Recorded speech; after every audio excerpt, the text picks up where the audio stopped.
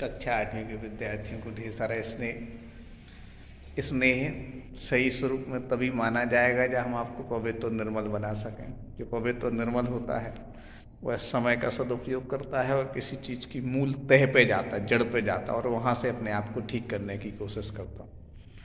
हम परीक्षा में यदि मूल जड़ पे जाएं, तह पे जाएं, लॉजिक के साथ समझें तो तैयारी होती है बेटा बेसिक नॉलेज से। बेसिक नॉलेज क्या होता है? जैसे पाठ, उसका सारांश समझें, प्रश्नोत्तर बहुत अच्छे से लॉजिक के साथ समझें, व्याकरण सम्मत नियमों से लिखें। व्याकरण भी बहुत परिभाषा और उदाहरण बहुत मौलिक और तर्क के साथ समझें, तभी हम आपके लिए पाठ वसंत के अंतर्गत क्या निराश हुआ जाए, कामचोर, कबीर की साखियाँ, बाज और सांप, इनका सारांश बताएंगे। प्रश्नोत्तर की दृष्टि से उनको हम समझाने की कोशिश करेंगे। आपको बेटा ऐसा महसूस होगा, लग सकता है एक साथ इतने पाठ कैसे? बेटा हम आपको बहुत अच्छे से समझा चुके हैं और आपको प्रश्नोत्तर भी लिखा चुके, भेज चुके हैं, आपकी कॉपी भी चेक हो चुकी। आप कंठस्थ करें उससे पहले एक बार और रिवाइज हो जाए। कोई चीज़ समझ लें तो कंठस्थ करने में कोई परेशानी नहीं होती। तो हम समझें क्या निराश हुआ जाए। एक हजारी प्रसाद द्विवेदी जी बहुत अच्छे लेखक हैं और उन्होंने अपने जीवन से इन सब चीज़ों को लिखा है कि वर्तमान समाज में ऐसा नहीं है कि चारों तरफ बुराई ही बुराई है, अच्छाई भी है। लेकिन बुराई बुराई दिखती है तो नकारात्मकता भरती है और अच्छाई दिखती है तो सकारात्मकता आती है। कभी यह कहना चाहते हैं कि निराश होने की ज़रूरत नहीं है, आज भी अच्छे लोग हैं, सज्जन लोग हैं, अच्छी अच्छी बातें होती हैं, अच्छे आदर संस्मरण बनते हैं। बस इसको देखने, जानने, समझने की ज़रूरत है।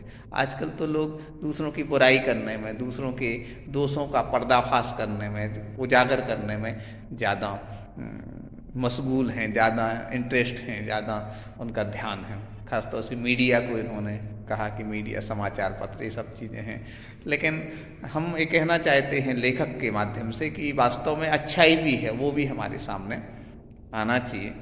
हजारी प्रसाद द्विवेदी ने 2-3 जगह ऐसा भी कहा है कि जैसे दोषों का पर्दाफाश यदि किया जाए तो कब खतरनाक या बुरा होता है, बुरा।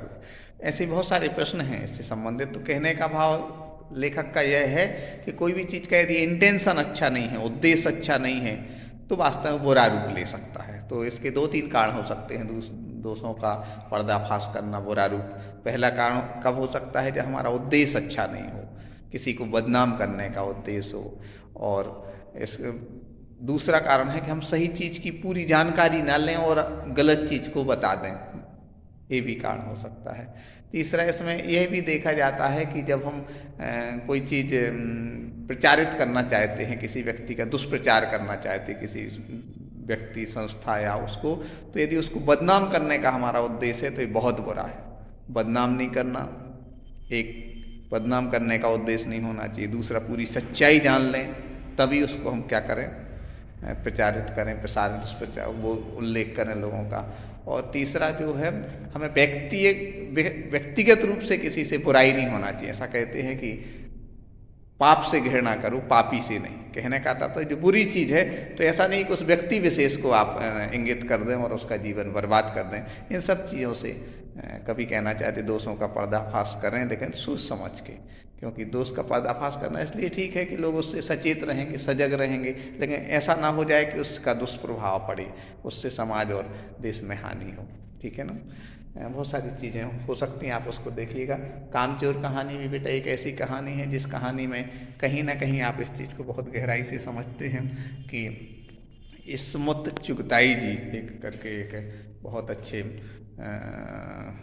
मतलब कहानी के भाव ये है कि बच्चों को कैसे बचपन से ही काम करने की आदत डलना चाहिए। यदि उनको बचपन से काम नहीं कराया गया, उद्देश्य नहीं कि उनका शोषण हो, उद्देश्य कि वो योग्य बने, एबिलिटी उनकी बढ़े, तो एक समय बाद बड़े होने के बाद वो कामचोर हो जाते हैं, न काम नहीं करने के बहाने तलाशते हैं। यदि काम दिया जाए तो बिगाड़ देते हैं, जिस तरह से इस पूरी कहानी में देखते हैं। उनके लिए सफाई का काम दिया गया, कैसे वो पानी वो फर्श को की रेत वो निकालते हैं, धूल निकालते हैं, पर पानी फैला देते, ना जाने क्या क्या बहुत सारी चीज़ें अपन देखी उस कहानी में समझी। तो कहने का भाव, ये कहानी का उद्देश्य ही है कि बच्चों में बचपन से ही स्वावलंबी या कार्य करने के प्रति उनको सचेत किया जाए और तभी हमारा बच्चों का भविष्य अच्छा होगा। ये उद्देश्य है, यदि ऐसा नहीं करते तो उसके दुष्परिणाम आगे सामने आते हैं, इसलिए कहानी लिखी गई है। तीसरा, कबीर की साखियाँ। बेटा कबीर साखियाँ भी हो सकता है, जो भी कबीर के पद हैं उनमें बहुत सारी चीज़ें समझाई गई हैं। हमें जाति पाति पर ध्यान नहीं देना चाहिए, ज्ञान बुद्धि सदाचरण पर ध्यान देना चाहिए, हमेशा इस बात की कोशिश करना चाहिए मूल तथ्य उस पर ध्यान दें। जैसे तलवार का मूल्य करें, कीमत करें, उनको महत्व दें, ना कि ऊपरी म्यान मतलब ऊपरी कवर पर। यहाँ प्रश्न भी कई बार इस टाइप के बनते हैं। कहने का भाव ये है कि हमें मूल तत्व, इस तलवार पैनी नहीं है, नुकीली नहीं, अच्छी मतलब धारदार नहीं है, ऊपर का कवर कितना ही अच्छा हो तो उससे कुछ फ़ायदा होने वाला नहीं है। ऐसे मूल आत्मा चिंतन और ज्ञान को महत्व देना चाहिए और बाहरी चीज़ों को महत्व नहीं देना चाहिए। लेकिन आजकल तो देखो कोई चीज़ की अच्छी कवरिंग हो तो लोग खरीद लेते हैं, वास्तविकता उसमें अंदर जो क्वालिटी है कि नहीं है।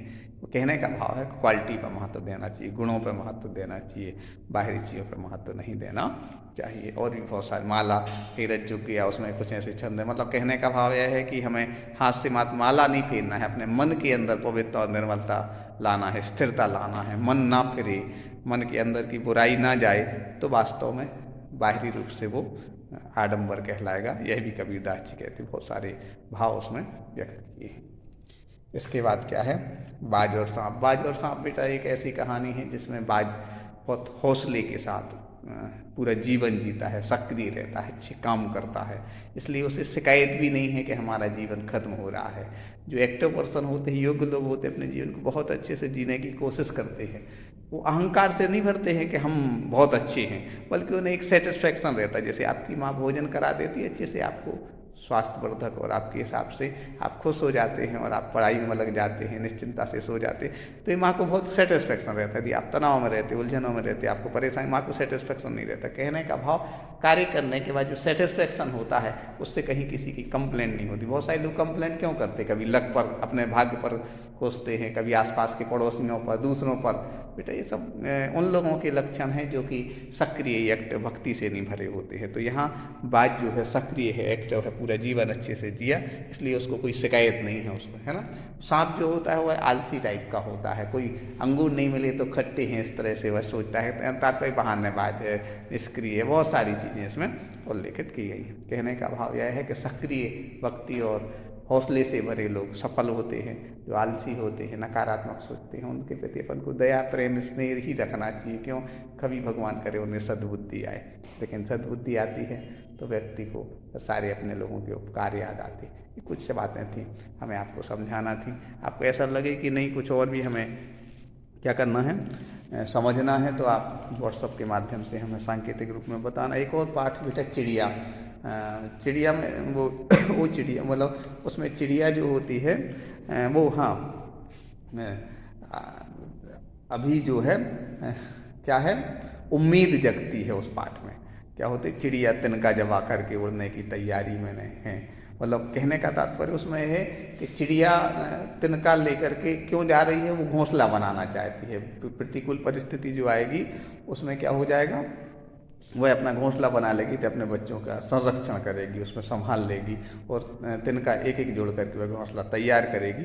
कहना का तात्पर्य यह है कि उसमें पूरी कविता का भावार्थ है कि अभी भी उम्मीद है, आशा है, जगी है कुछ अच्छा करने के लिए। हाँ बेटा, हम शिक्षक बनने की कोशिश में हैं, तो कहीं ना कहीं हमें इस बात की उम्मीद है कि हमारे बच्चे व्हाट्सएप के माध्यम से हम पढ़ाते हैं, आप पढ़ रहे होंगे, और वह उम्मीद हम कभी छोड़ेंगे भी नहीं। क्यों, क्योंकि उम्मीद से पूरा संसार लगा हुआ है।